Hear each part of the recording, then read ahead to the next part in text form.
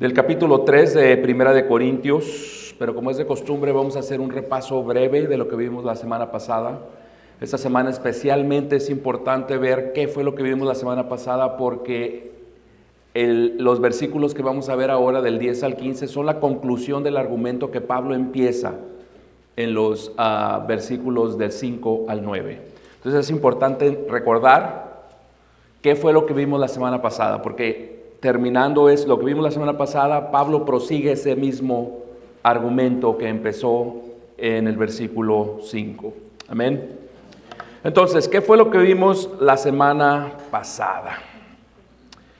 Pablo, después de identificar cuál fuera la causa raíz de las divisiones, qué era lo que estaba causando la división en la iglesia de Corintio, ¿sí?, pasa a situar, a describir correctamente qué son los líderes, cuál es la función de los líderes dentro de la iglesia. Amén. Recordemos que la causa raíz de la división era la carne, que los cristianos en Corinto eran carnales, estaban siendo dominados por las pasiones carnales. ¿Cómo se manifestaba esto? En divisiones.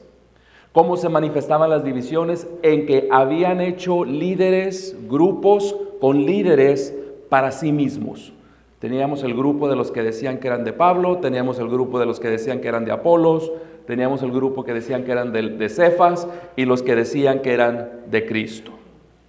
Entonces, Pablo pasa a decirles, ok, el propósito de Pablo no era dar la doctrina de cómo debían de comportarse los pastores, los líderes dentro de la iglesia, pero Pablo les va a enseñar a los corintios y a la iglesia en general cuál es el propósito, primeramente, qué son los líderes, qué son los pastores, los maestros dentro de la congregación y cuál es su propósito. Pablo pasa a enseñarle a la iglesia la doctrina de los hombres que Dios ha escogido para dirigir su iglesia, para proteger su iglesia. Amén. Entonces pregunta, empezando el versículo 5, la semana pasada lo vimos, ¿qué pues es Pablo y qué es Apolos? ¿Qué son? Ustedes los han hecho sus líderes de sus grupos, de sus clicas. Pero a los ojos de Dios, ¿qué son Pablo o qué es Pablo y qué es Apolos? Dijimos y recordamos que dentro de la iglesia, especialmente las iglesias de Latinoamérica, hay dos actitudes dañinas dentro de la iglesia acerca de los líderes de la iglesia. Bueno, hay tres, pero dos son dañinas y una es la correcta. Vimos los dos extremos, los que están en el extremo a la derecha, bueno, a la izquierda y a la derecha. ¿Cuáles son esas relaciones que tienden a tener los que asisten a la iglesia, los que son parte del cuerpo de Cristo hacia sus líderes?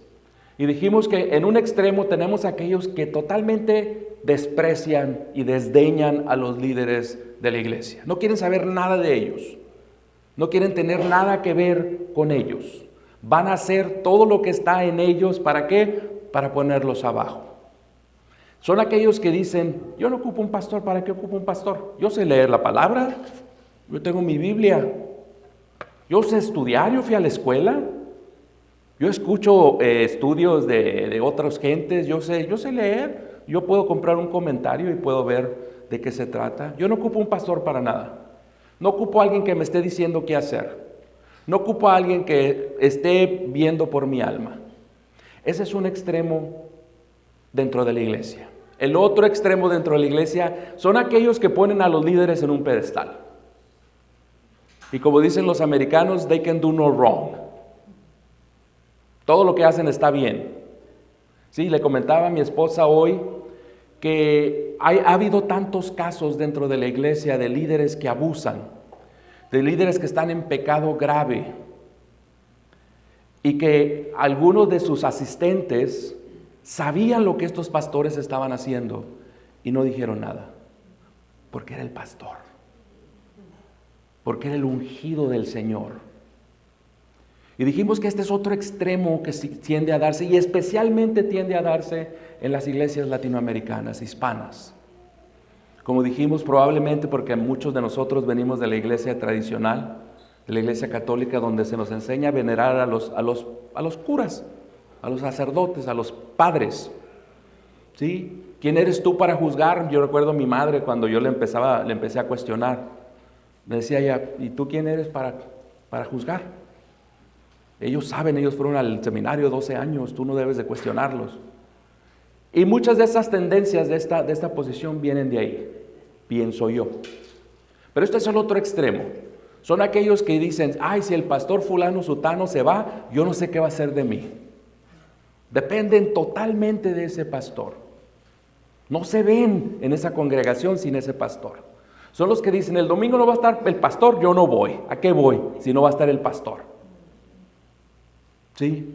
O que viven añorando, se va el pastor a otra iglesia o se retira. Ay, ojalá todavía estuviera el pastor X. ¿Sí? Lo ponen en un pedestal que solamente pertenece a nuestro Señor Jesucristo. Entonces esos son los dos extremos. Pablo va a proceder a decir, espérenme, ¿les interesa saber qué es lo que piensa de Dios? ¿Cómo Dios ve a los líderes religiosos? Y dijimos que Pablo usa una palabra para describirse a sí mismo y para describir a Apolos en el original, y es la palabra diáconos. Y es una palabra que se usa mucho dentro del servicio del ministerio, dentro del servicio de la iglesia. ¿Sí? Dice, están los ancianos y los diáconos. ¿Sí? Pablo usa esa palabra para describirse a sí mismo y para describir a Apolos. ¿Qué quiere decir diácono? Diácono, y acuérdense que esta es la palabra que Pablo está usando o usó para describir a los pastores, a los maestros, a los líderes dentro de la iglesia. Pablo dice, los líderes de la iglesia no somos más que diáconos. ¿Qué significa diáconos?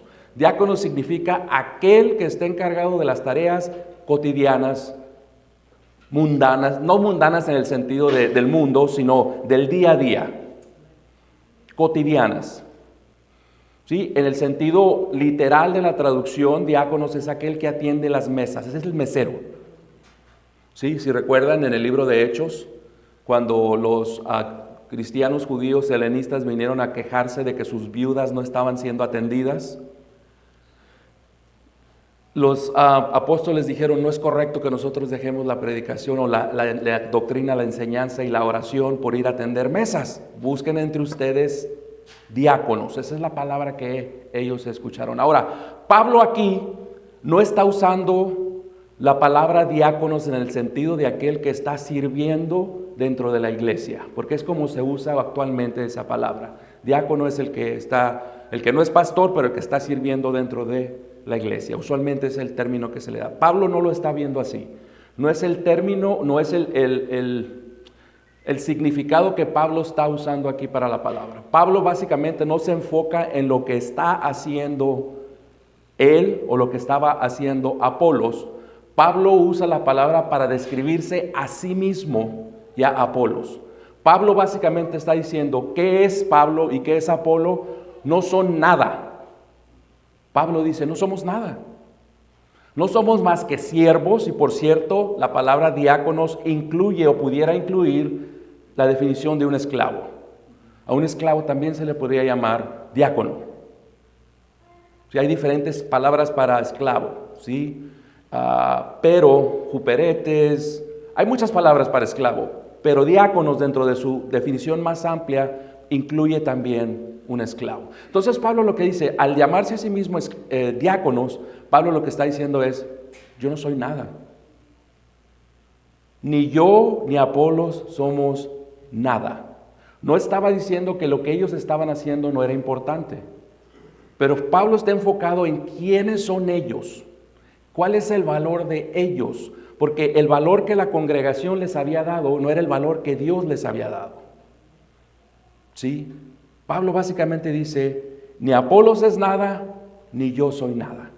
Simplemente somos siervos que estamos bajo el poder y bajo la supervisión y la dirección de Dios.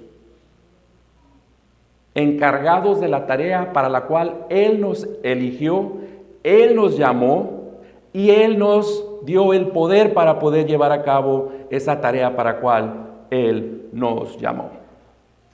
Entonces Él básicamente está diciendo, ni yo soy nada, ni Apolos es nada, sino Dios, que fue el que nos llamó, que fue el que nos da el don, el poder hacerlo para su gloria. ¿Sí? Entonces dice, ni yo ni Él somos nada. Sin embargo, Pablo le dice, a través de nosotros ustedes vinieron a creer en Cristo. Entonces Pablo les dice, nosotros simplemente fuimos el medio por medio del cual Dios los salvó. ¿Sí? Ni yo hubiera podido traer la convicción a ustedes, ni yo hubiera podido convertirlos a ustedes. Fue Dios el que hizo todo el trabajo. Nosotros simplemente fuimos instrumentos de Dios para que eso pasara. Entonces Pablo está poniendo todo en su lugar, ¿sí? Y dice, el trabajo que Dios nos llamó a hacer, tanto a mí como a Apolos, es que conducir a los hombres a la fe. Primeramente por medio de compartir el mensaje del Evangelio y segundo, enseñar la doctrina. Y eso es lo que va a hablar un poco más adelante, vamos a hablar el día de hoy. Que después de creer, ¿qué es lo que sigue? ¿Sí? Entonces dice, el objetivo de los pastores, de los maestros es ese, el conducir a los hombres a la fe. ¿Sí? Llevarlos a la fe. Dijimos que los verdaderos siervos de Dios, los verdaderos líderes de Dios, los verdaderos hombres de Dios que Él ha llamado al ministerio para llevar a otros hombres a la fe, es que buscar apuntar a los hombres a Cristo Jesús. De la misma manera que Juan el Bautista, como dijimos la semana pasada, lo hacía. Donde Juan decía, es necesario que yo mengüe y que Él crezca. También dijimos que todo líder que quiere hacerse discípulos para sí mismo, podemos decir dogmáticamente, con la palabra de Dios en la mano, que es un siervo que no fue llamado por Dios. Que es un siervo que no tuvo o que no tiene ese don, de Dios. No está trabajando en la obra de Dios, sino en su propia obra. Y aquí va a haber una responsabilidad bien grande para cada uno de los que están sentados de aquel lado. Y lo vamos a ver más adelante. Pero el día de hoy es muy importante que pongamos atención, porque aunque el contexto de este pasaje está para maestros, para líderes, para pastores, también tiene una aplicación personal para cada uno de los que estamos aquí. Entonces tenemos que parar oreja. Amén. Dice, yo planté, Apolo regó, pero el que da el crecimiento es ¿quién? Dios. Él fue el que, más adelante va a decir, el que tiró el cimiento, la fundación. Apolos es el que empezó a construir arriba de esa fundación. Dice, pero si no hubiera intervenido Dios, ni lo que hice yo, ni lo que hubiera hecho, ni lo que hizo Apolos hubiera servido de nada. Porque es Dios el que da el crecimiento. ¿Sí?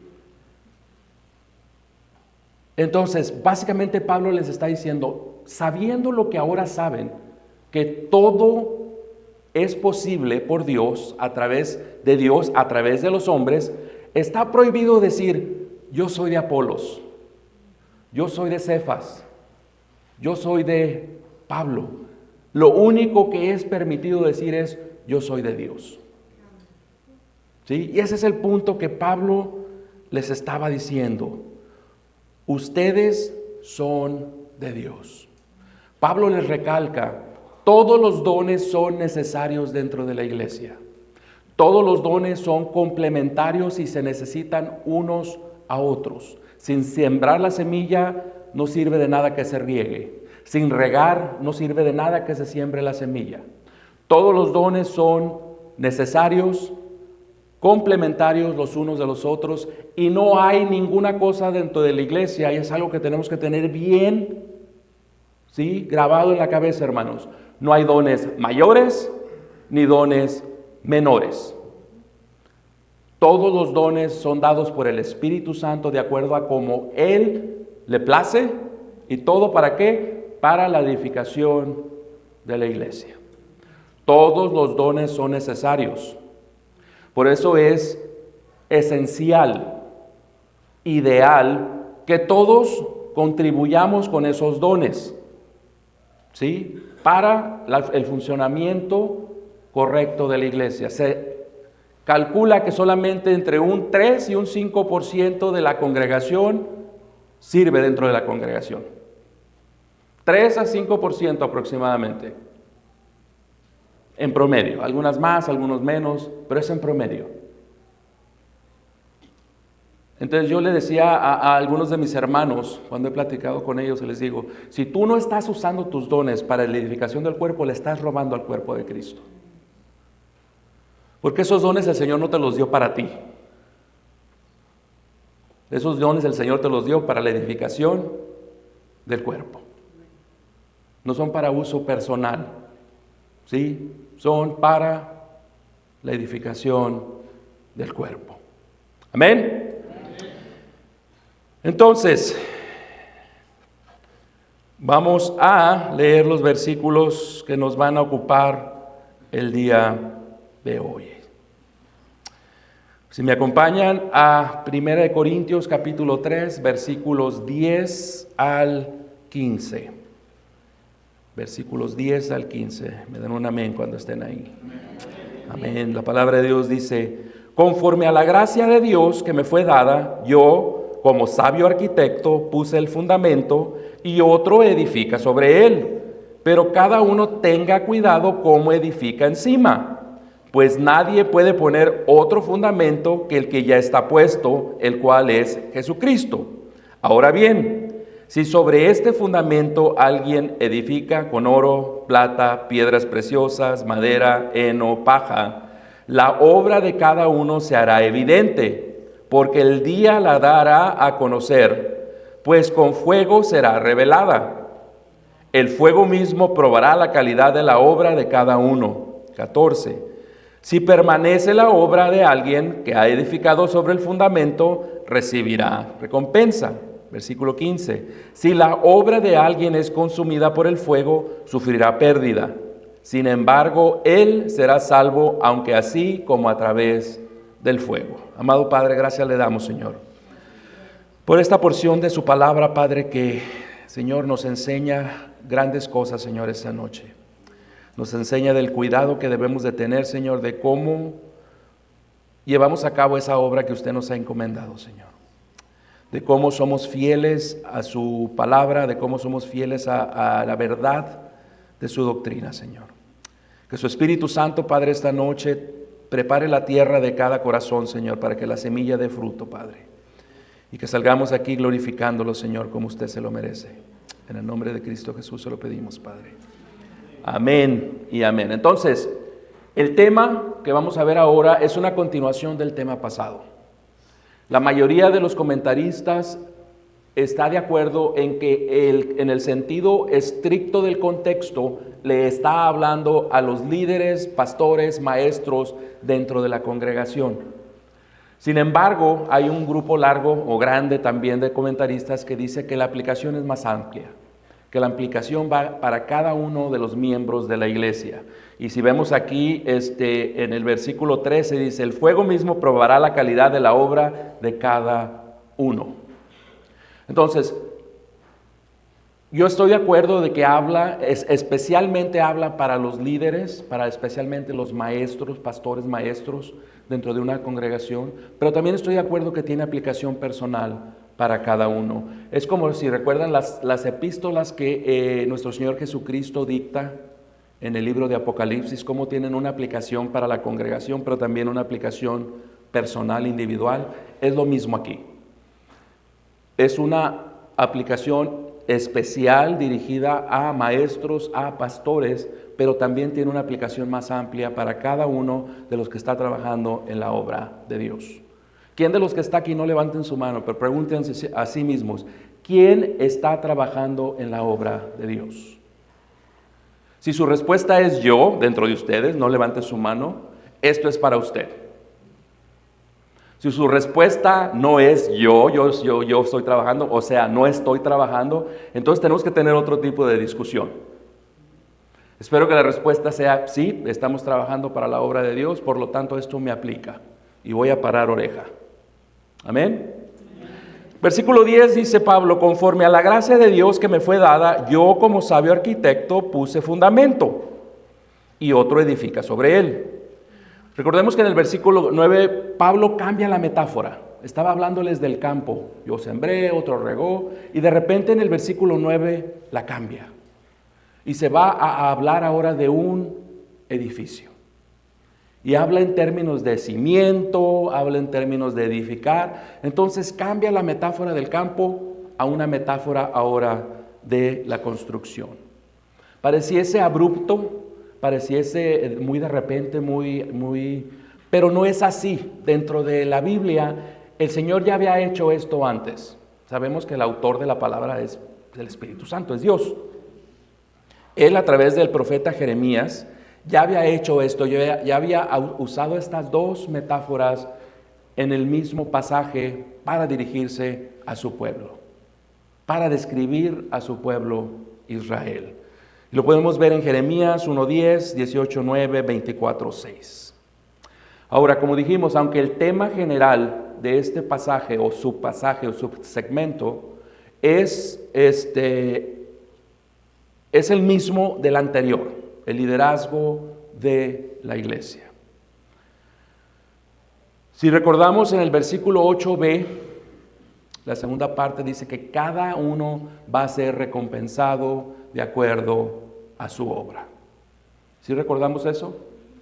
Versículo 8, segunda parte del versículo 8, cada quien va a ser recompensado a cómo edifica o de acuerdo a su obra. Pablo va a retomar ese punto aquí en estos versículos, la obra, y se va a enfocar en la obra de los que edifican dentro de la iglesia. Y es necesario enfatizar que el lenguaje que usa Pablo es un lenguaje muy enfático.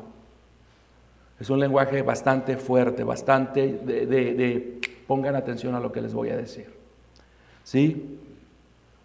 Vemos en esta analogía que hay tres elementos que siguen siendo los mismos. Número uno, la iglesia en Corintio está hablando de que al principio el campo era que los feligreses, los que estaban de la iglesia de Corinto.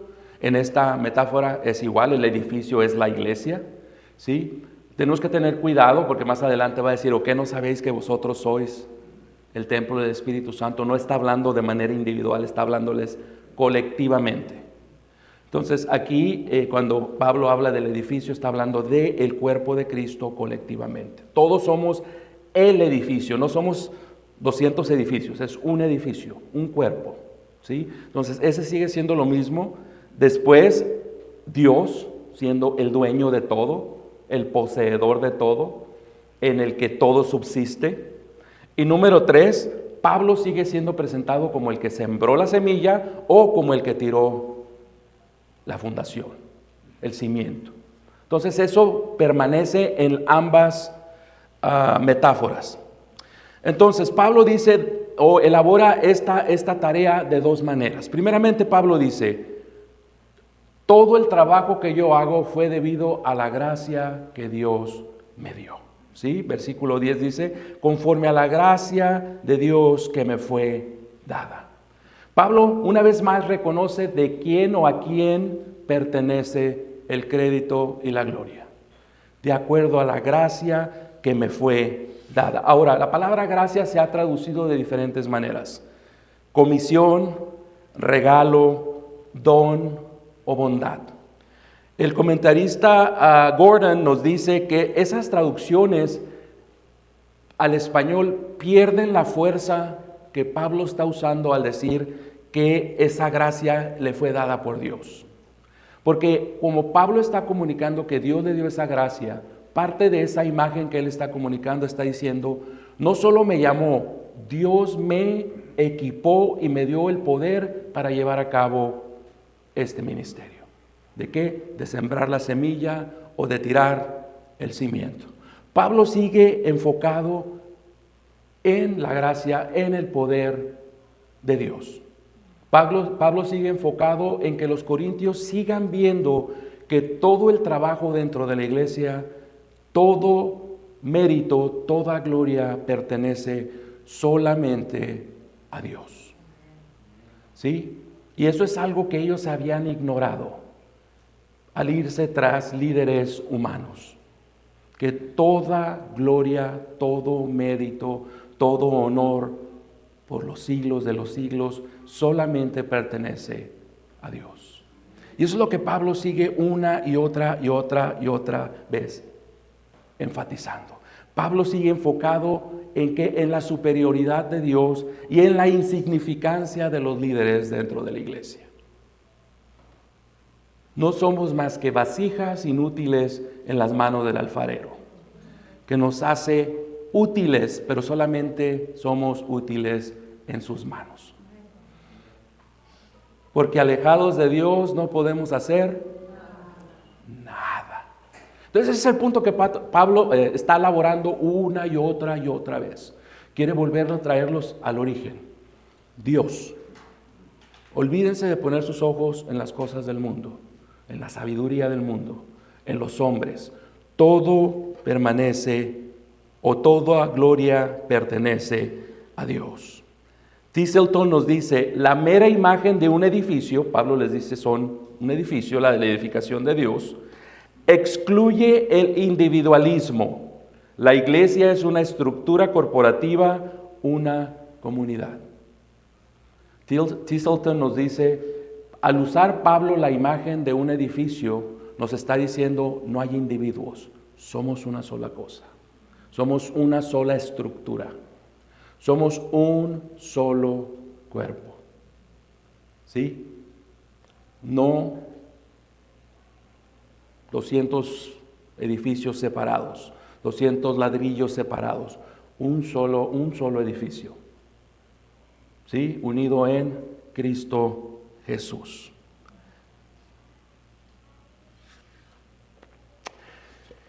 Dijimos que esta metáfora o estas dos metáforas juntas ya Dios las había utilizado con anterioridad.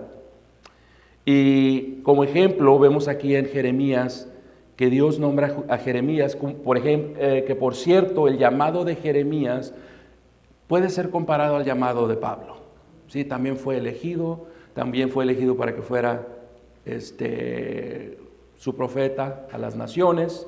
Entonces su llamado era muy parecido. Y esto es lo que dice el Señor, que lo llamó ¿para qué? Para destruir y derribar, para edificar y para plantar. Dice el Señor a Jeremías, que para eso lo había llamado. Ahora, como dijimos, para que pueda haber un edificio tiene que haber una ¿qué? Una fundación. Yo a los jóvenes, cuando usualmente les doy las primeras clases a los jóvenes, cuando estamos empezando un ciclo con jóvenes, usualmente les pongo unas fotos de unos edificios donde la fundación estaba deficiente. Y podemos ver cómo esos edificios eventualmente se caen, se derrumban, porque la fundación, el cimiento, no era el adecuado. Entonces Pablo enfatiza que él tiró la fundación correcta. ¿Y cuál era esa fundación? ¿Cuál era ese cimiento? En español es cimiento. Creo que en español, ¿es en español fundación también? Creo que fundación es un pochismo. Luego lo checo.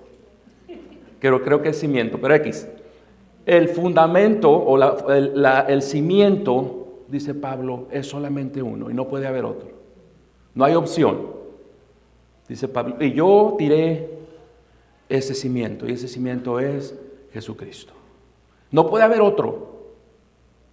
Puede haber maneras de construir sobre ese cimiento, pero no puede haber otro cimiento. ¿Sí? Solamente Cristo Jesús. Después dice, yo como sabio arquitecto puse el fundamento y otro edificó sobre él.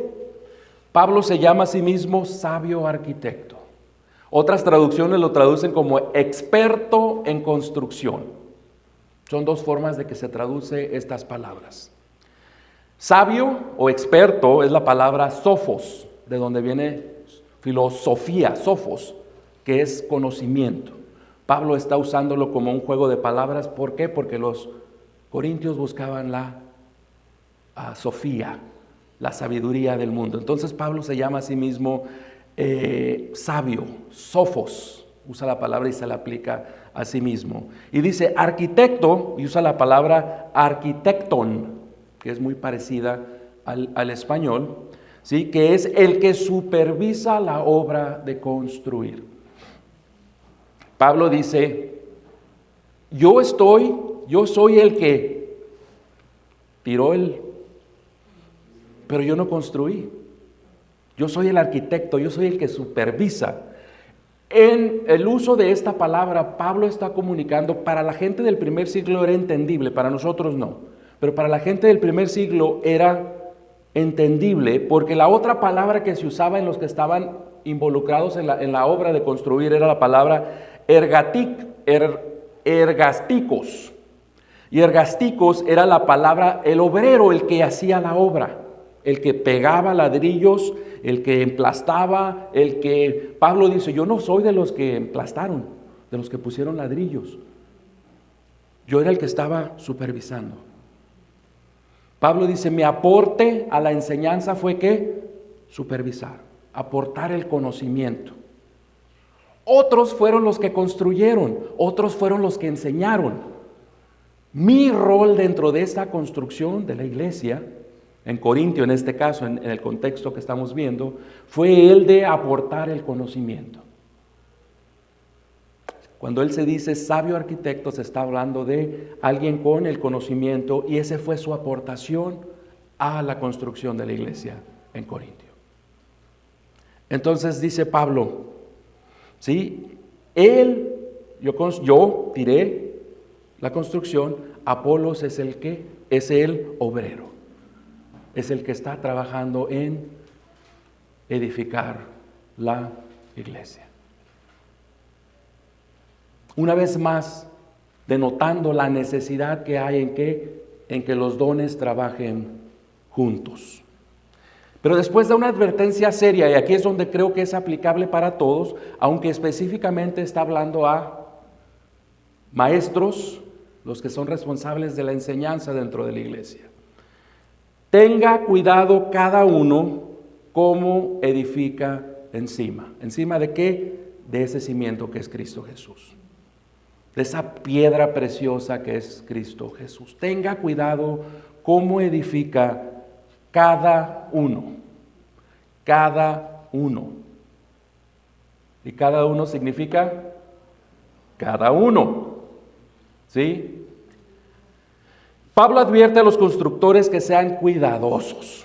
La palabra que dice cada uno es una palabra en el original que comunica la imagen de que cada uno va a ser hecho responsable individualmente de lo que hace. No se va a valer decir, es que David me dijo esto, el otro. No, Pablo dice no. Cada uno va a ser responsable de cómo edifica. A mí me encanta, uno de mis versículos favoritos de toda la Biblia está en Hechos capítulo 17, donde Pablo dice que los de Berea eran más nobles que los de Macedonia. ¿Por qué, Pablo? Porque dice, porque ellos aceptaron de corazón abierto lo que nosotros les compartimos, pero todos los días iban a casa a ver las escrituras para ver si es cierto, que si era cierto lo que nosotros les habíamos dicho. El mismo apóstol Pablo dice, no me crean nada. Está alabando a los de Berea. ¿Por qué? Porque fueron a checar si lo que Pablo les decía estaba de acuerdo a las escrituras. Entonces, dice aquí, cada uno tenga cuidado cómo edifica encima de Cristo o encima de esa doctrina de Cristo. No se va a valer decir, es que el pastor nos dijo, él nos dijo que no teníamos que portarnos bien porque como ya estábamos del otro lado, ya no teníamos que portarnos bien, que ya lo habíamos hecho. No. Cada uno va a ser, esa es la palabra que Pablo usa, ekastos, es la palabra para decir cada uno. y comunica esa imagen. Cada uno va a tener que dar cuenta de su obra ante el Señor. Cada uno. No vas a poder traerte a tu pastor, no vas a poder traerte a tu hermano, a tu hermana, a tu esposo, a tu esposa. Tú solo, tú sola vas a estar frente al Señor. No les da miedo, a mí me dio mucho miedo. Les confieso, ¿sí? Y como les digo, la mayoría de los comentaristas limita esto a los pastores, cómo enseñamos, si enseñamos correctamente o no correctamente, pero tiene una aplicación más amplia. Porque aun cuando usted no tenga el llamado a ser pastor, el llamado a ser maestro, usted todavía está compartiendo allá afuera. Usted está viviendo su vida de una manera, de acuerdo a la doctrina que usted ha adoptado como propia. Aun cuando usted no tenga el llamado a ser el que se para aquí a enseñar, aún usted así está aportando a la obra del Señor. Y esa obra va a ser juzgada individualmente. ¿Y qué es lo que se está construyendo, hermanos? ¿Qué es exactamente lo que se está construyendo?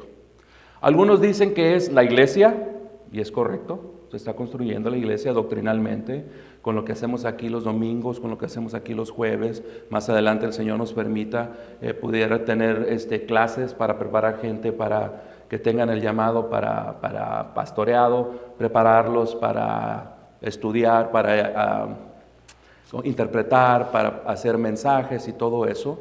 Algunos dicen que lo que se está construyendo es la iglesia. Algunos dicen que lo que se está construyendo es el carácter cristiano de cada persona. ¿Sí? Ya sea una o ya sea otra, estamos construyendo algo para Dios dentro de la iglesia.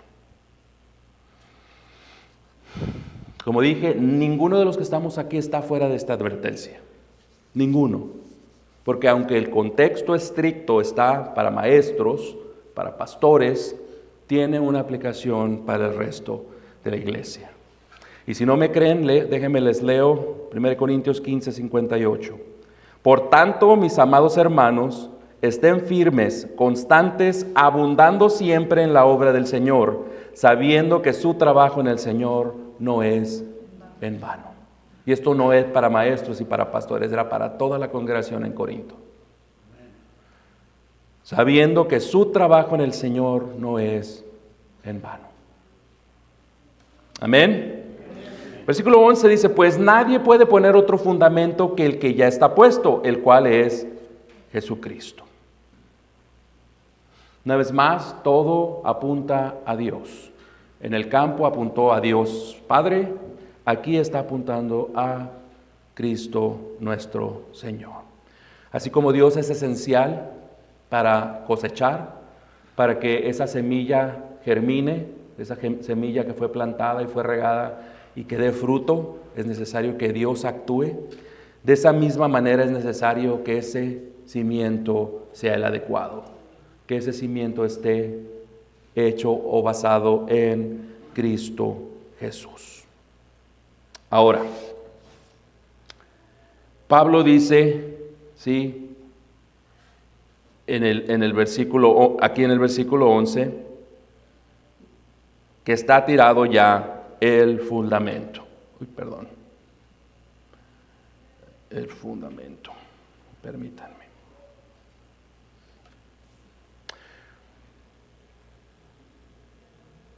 La implicación es, hermanos, que el fundamento no puede ser cambiado, ¿sí? Pero sí cómo se construye encima de ese fundamento. Déjenme decirlo una vez más. La implicación de Pablo es, el fundamento está firme, no puede ser cambiado. ¿Sí?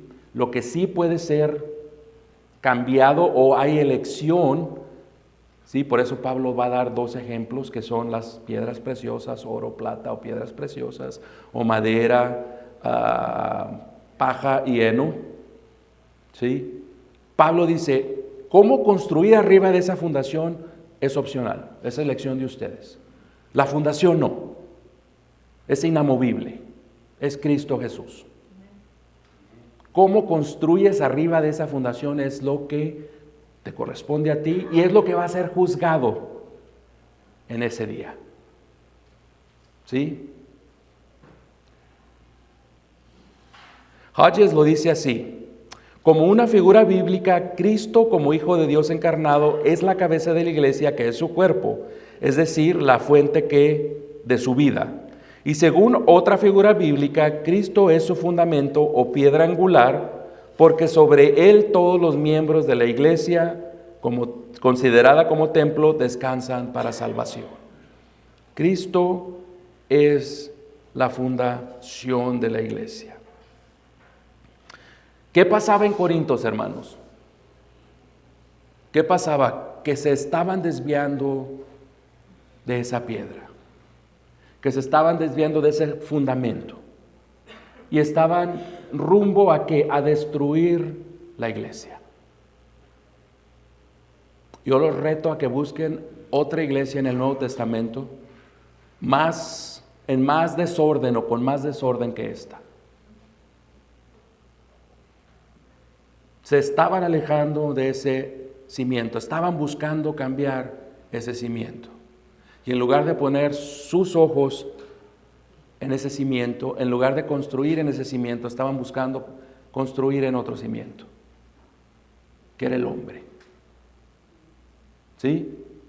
Entonces Pablo es lo que les advierta: tengan cuidado cómo construyen. ¿Cómo se puede construir, hermanos? Hoy en día es una aplicación muy importante, porque muchos hermanos se han dejado engañar, muchos hermanos se han dejado llevar, ¿sí? Porque teniendo, dice la palabra,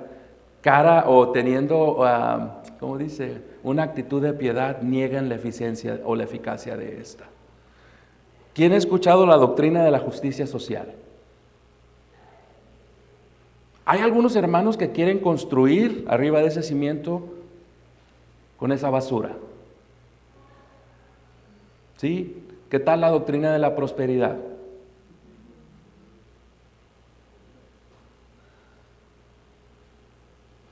Y yo les dije, y más adelante lo vamos a ver como una de las aplicaciones, tenemos una responsabilidad muy grande cada uno de los que estamos aquí. Porque si se engañan, si alguien los engaña, nadie los está engañando.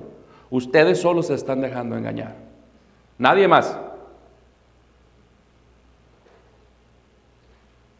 ¿Sí? Nadie más. ¿Quién engañó a Eva? Satanás nada más le puso ahí la pregunta. Ella se dejó, ella sola se dejó engañar.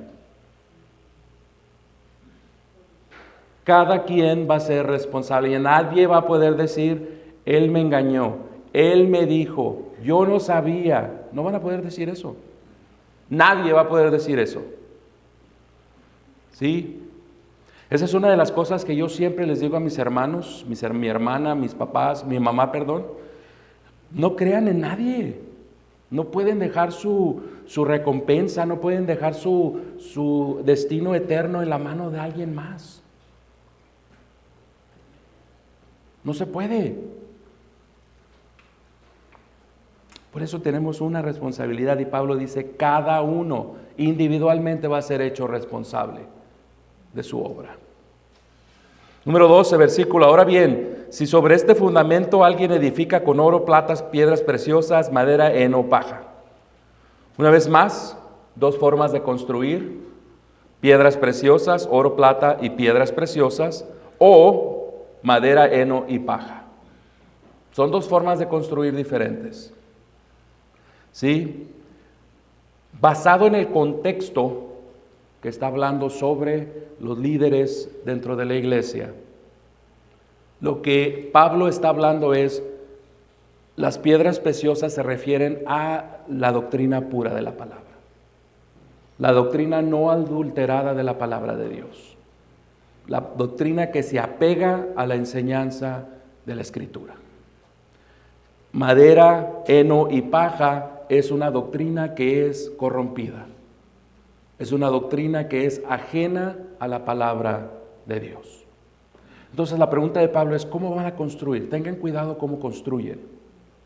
¿O van a ser fieles a la doctrina de Dios? ¿O van a ser infieles a la doctrina de Dios? Y lo hemos visto a través de los siglos, a través de la historia de la iglesia, hermanos, por muchos tiempos.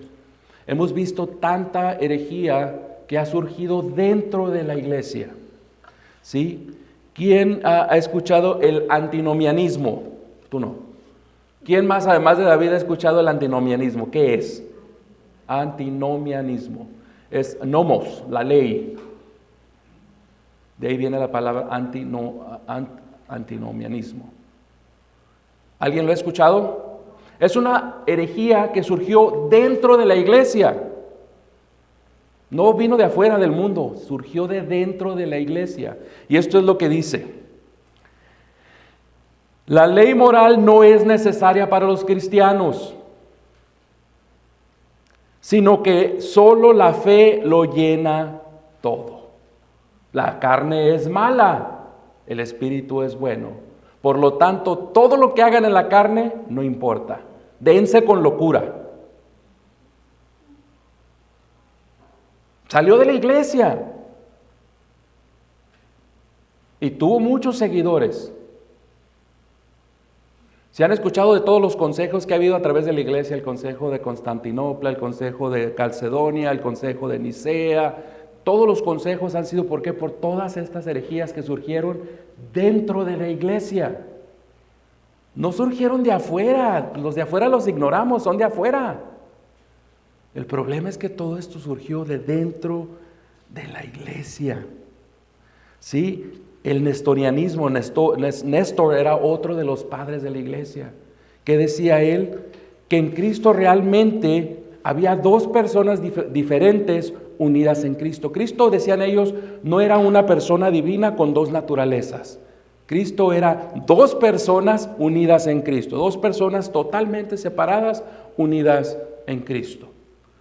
Y eso va en contra de la doctrina de la palabra de Dios y en contra de los dogmas de la iglesia a través de los siglos. Todo esto surgió, una vez más, dentro de la iglesia. ¿Han oído de Rabdel, donde dice que no es cierto lo del infierno, que el infierno no existe? Que no debemos de tener miedo, que eso es nada más una figura, que el infierno no existe, aun cuando la Biblia lo dice una y otra y otra y otra vez, y se nos ha dicho una y otra vez que Cristo habló más del infierno que del cielo. Aún así Él insiste que el infierno no existe. Y hay gente que se va atrás de esas doctrinas. Si yo creo que el infierno no existe, ¿a qué tengo que temer? Si el infierno no existe, que es la justicia de Dios aplicada al pecador, pues Dios es un mentiroso. Y Dios es cómplice de nuestros pecados. ¿Qué no? Pero hay gente que se va atrás de esas doctrinas. Por eso Pablo les insiste: tengan cuidado cómo llevan a cabo su obra. Tengan mucho cuidado. Ahora, como dije, esta advertencia es más aplicable o más severa para los que enseñamos. ¿Por qué? Porque no solo es lo que nosotros creemos, y es lo que estamos compartiendo. No se hagan todos maestros, dice Santiago, o que no saben que su juicio será más severo. Mucho cuidado, dice Pablo, cómo construyen, cómo edifican. Versículo 13 dice: la obra de cada uno se hará evidente, porque el día la dará a conocer, pues con fuego será revelada, el fuego mismo probará la calidad de la obra de cada uno. Una vez más, cada uno. Ahora, ¿de qué día está hablando? La obra de cada uno será evidente, porque el día la dará a conocer. ¿Qué día? ¿Cuando sale el sol? ¿El día? ¿Cualquier día? No, está hablando de un día en específico donde vendrá el juicio de Dios. La buena nueva, ¿cuál es? La buena nueva es que para el creyente, para el Hijo de Dios, no hay un juicio para salvación o perdición. Ese asunto fue terminado y sellado en la cruz. Gloria a Dios por eso. Pero este es un juicio para nuestra obra, para recompensas.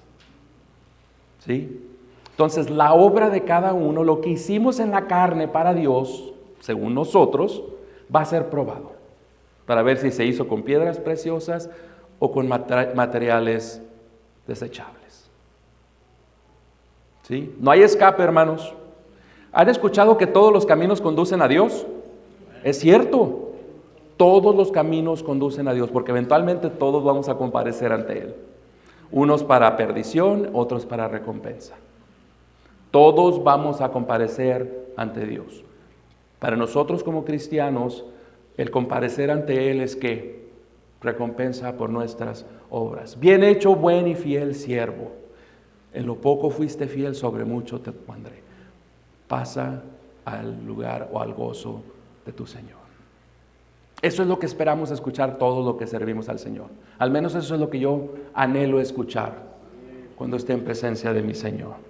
Entonces, es ese día, ¿sí? Ese día donde el Señor regresa y trae juicio. A menudo ese término se usa como el día del gozo. ¿Por qué? Porque viene nuestro Señor. Gloria a Dios, aleluya. Viene nuestro Señor. Es un día de gozo, pero es un día de juicio también. ¿Sí? Como dijimos, para nosotros no es para salvación, pero sí de recompensa. Y no sé ustedes, hermanos, pero eso es algo en lo que yo pienso muy seguido. Y aun cuando la recompensa no es lo que me mueve, a mí sí me daría mucha vergüenza que ese día mi obra se quemara toda. ¿Sí? Que la obra de todos los que están a un lado de mí fuera alabada por el Señor, y de repente llego yo y se consume toda mi obra por el fuego. No sé ustedes, pero eso es algo que me da temor, que me da miedo.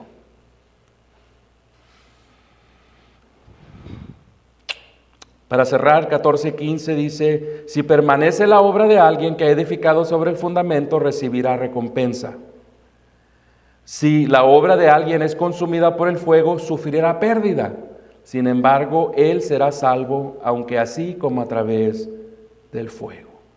Aquí es donde Pablo nos vuelve a decir, él será salvo. Pablo ya no está hablando aquí en este juicio de salvación. ¿Cómo los llama Pablo al principio de la carta? Santos, santificados en Cristo Jesús. Una y otra vez los llama hermanos. Entonces aquí Pablo no está hablando de salvación en este juicio. Aquí Pablo está hablando de recompensas. ¿Por qué? Se les va a decir qué es lo que cuáles son las dos opciones que van a pasar en ese juicio. Las dos opciones son: o va a recibir recompensa o va a recibir pérdida. ¿Sí? Si permanece la obra de alguien que ha edificado sobre el fundamento, sobre Cristo, recibirá recompensa. Si permanece la obra, va a ser pasada por el fuego. El fuego es el que purifica. ¿Sí? Va a ser pasada por el fuego, y si permanece, si no se cae, si no se consume, recibirá recompensa. Pero si es consumida por el fuego, sufrirá pérdida.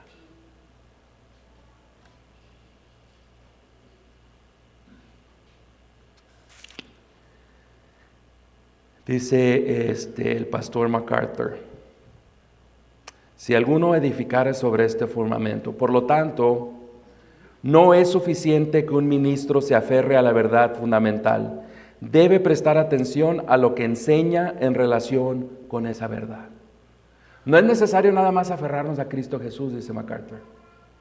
Es necesario cuidarnos de qué enseñamos acerca de ese fundamento.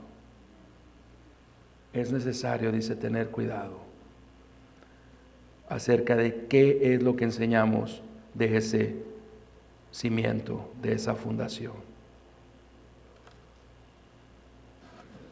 Ahora, ¿qué recompensa creen ustedes que recibiremos ese día? Porque habla de recompensa aquí Pablo. La Biblia nos habla de diferentes coronas: la corona de la vida, la corona de justicia, ¿sí? Pero ¿qué pasa en el libro de Apocalipsis cuando vemos al Cordero? ¿Qué hacen los ancianos? Porque Él es el único digno de ser alabado. Él es el único digno de ser adorado, alabado. ¿Sí? Entonces, nuestra recompensa va a ser ¿qué? Esas palabras que queremos escuchar. Bien hecho, buen y fiel siervo. Esa es nuestra recompensa. Escuchar esas palabras de nuestro Padre.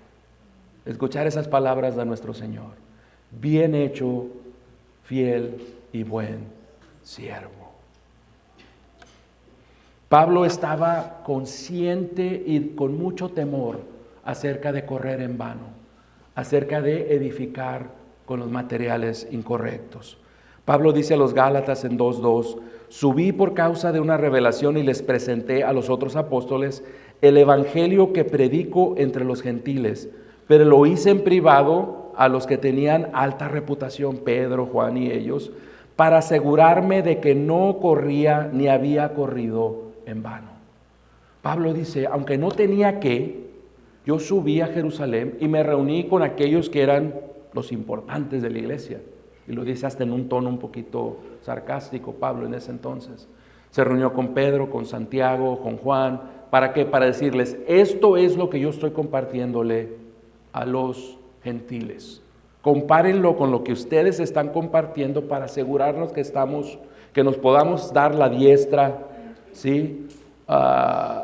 Del right of fellowship, no sé cómo se dice en español, ¿sí? La mano derecha del compañerismo. Dice Pablo, yo quiero asegurarme que no estoy corriendo en vano.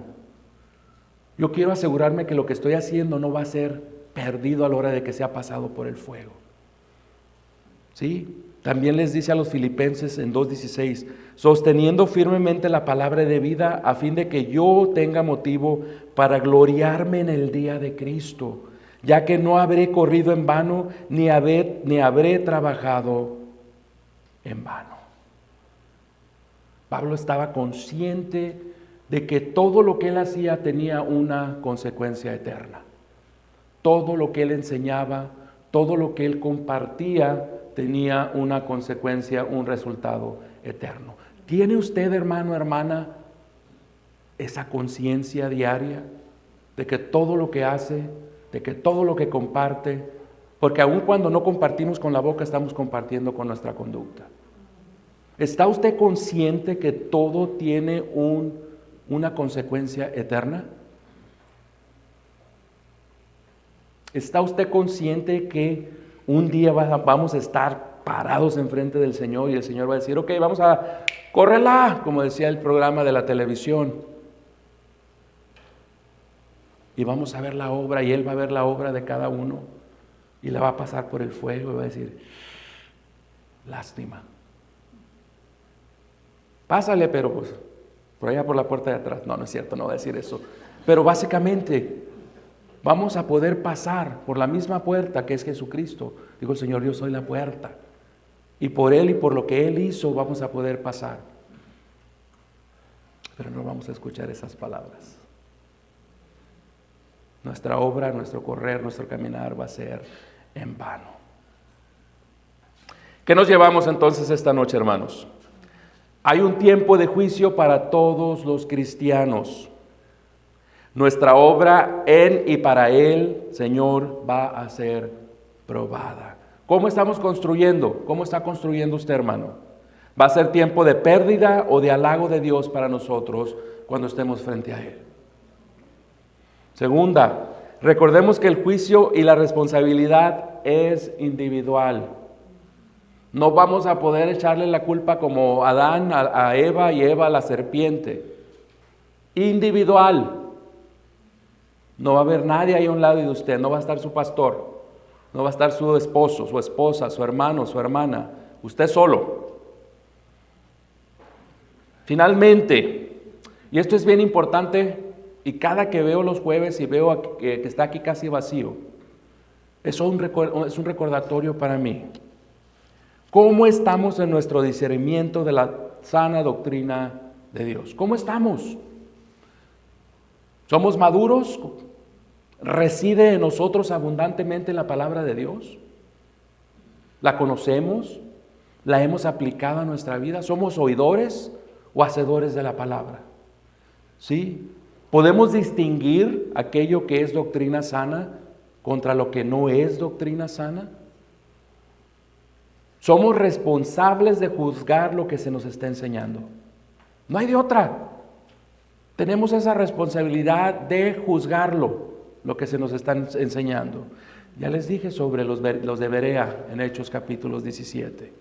¿Sí? Y recuerden lo que el Señor, y con esto cierro, les dijo a la iglesia de Éfeso en el libro de Apocalipsis, en el capítulo 2, versículo 2b, la segunda parte del capítulo 2. Dice el Señor: y has sometido a prueba a los que se dicen ser apóstoles y no lo son, y los has hallado mentirosos. El Señor les da una felicitación porque tuvieron el discernimiento de probar lo que estos falsos apóstoles les estaban queriendo enseñar. ¿Cómo estamos en el conocimiento de la palabra? Sí, esta es una oportunidad grandiosa que el Señor nos da todavía. ¿Cómo estamos? ¿Estamos creciendo en el conocimiento de Dios? ¿Estamos viniendo el jueves con un deseo ardiente de crecer, de aprender? ¿Estamos yendo a casa después del estudio para ver si lo que dijo Troncoso era cierto o no? ¿Cómo estamos? ¿Somos bebés después de 10, 15, 20 años en el Señor? ¿Cómo estamos? Compareceremos ante el Señor individualmente para que nuestra obra sea juzgada. Amado Padre, gracias le damos, Señor, esta noche, Señor, por esta advertencia que nos da el apóstol Pablo, Señor, de que tengamos cuidado de cómo edificamos sobre el fundamento de Cristo Jesús. Padre amado, sabemos que tendemos a descuidar, Padre, nuestro crecimiento, nuestra santificación. Tendemos a enfocarnos en otras cosas que no son de importancia eterna, Señor. Tendemos, Señor, a perder tiempo en cosas que en lugar de hacernos crecer, nos detienen, nos llevan de regreso, Señor, a las prácticas que teníamos antes de que usted nos salvara, Señor. Padre, esta tarde, esta noche, Señor, yo voy a pedir en el nombre de Jesús, Padre, que esta iglesia, Señor, sea un ejemplo.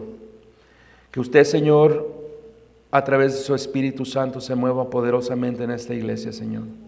Y despierte en nosotros el deseo de conocer su palabra, de crecer en su palabra, Señor. Y de que construyamos, de que edifiquemos nuestra iglesia, Señor, con pura piedra preciosa, Señor. Con pura piedra que le dé honra, Padre. Señor, que esta iglesia sea una iglesia, Señor, que comparta fielmente el mensaje no adulterado del Evangelio de Cristo Jesús. Que sea una iglesia, Señor, que esté dispuesta a enseñar el mensaje de la palabra, Señor.